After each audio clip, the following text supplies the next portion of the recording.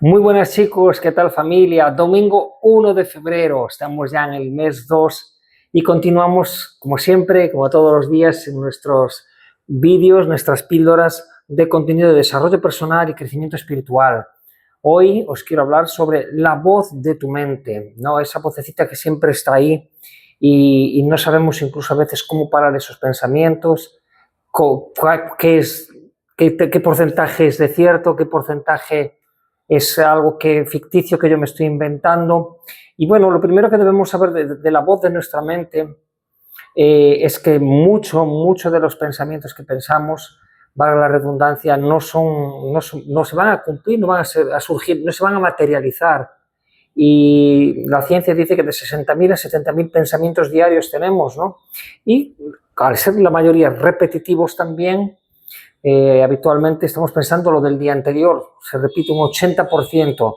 Entonces, fíjate hasta dónde llega la reproducción de esos pensamientos negativos, esos pensamientos rumiantes. Esa voz de la mente que si no sabemos gestionarla, si no sabemos dosificar, si no sabemos hasta qué punto es cierto, hasta qué punto es imaginación mía, nos puede afectar mucho en nuestras emociones, en nuestras palabras, en nuestras conversaciones y sobre todo en nuestras decisiones y por consecuencia en nuestros resultados. Muchas veces nos quejamos de que las cosas no nos van tal y como queríamos y todo comienza en los pensamientos. Realmente comienza en la emoción de esos pensamientos.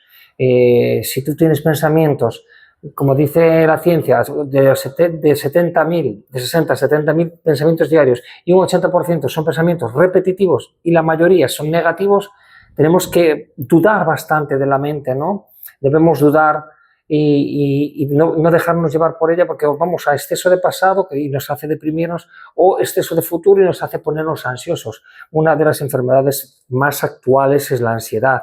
Y el mayor problema está en no escuchar al cuerpo. Tenemos que escuchar al cuerpo y pararlo, equilibrarlo. ¿Cómo podemos hacer eso, Rubén? Pues con respiraciones conscientes, con meditación, con programación neurolingüística, frases, decretos que te estabilizan, que bloquean esos pensamientos negativos, esa voz de la mente que tú crees que es cierta y simplemente son pensamientos repetitivos. Nosotros tenemos que bloquearlos a través de ejemplos de programación neurolingüística, y yo le llamo programación neurolingüística espiritual, versículos bíblicos que son decretos que bloquean esos pensamientos negativos, esa voz de la mente que no queremos tener tan presente.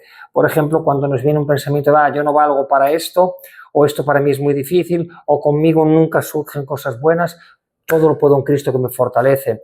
O si tienes una dependencia emocional con una persona y no eres capaz de estar solo nunca, cuanto más solo estoy, más aumenta mi confianza. Son dos simples ejemplos de cómo puedes aumentar y cómo puedes bloquear esos pensamientos negativos, esa voz de tu mente negativa, y cómo puedes aumentar esa fortaleza para la hora de cuando te vengan poder luchar, no desde la fuerza, sino desde el amor, desde la vibración alta, desde la energía, desde la vitalidad, desde el optimismo, desde la esperanza, desde la fortaleza, no desde el miedo, desde la culpa, desde la vergüenza, porque desde ahí es donde están anclados esos pensamientos negativos, en el miedo, en la culpa, en la vergüenza, y esos pensamientos nosotros tenemos que bloquear con este tipo de pensamientos positivos, decretos, afirmaciones, todo tipo de declaraciones que nos llevan al otro lugar opuesto, es decir, a calibrar con energía, frecuencia y una vitalidad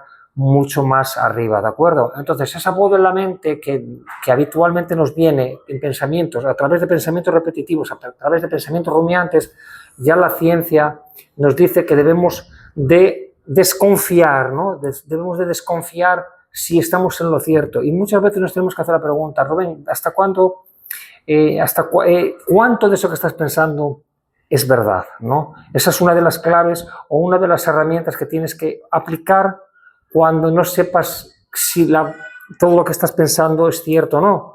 Y antes de tomar una decisión, pasa mucho en las conversaciones, tienes una conversación con alguien, no estás seguro y la mente ya te juega una mala pasada y tú, en vez de pensar, observar, respirar,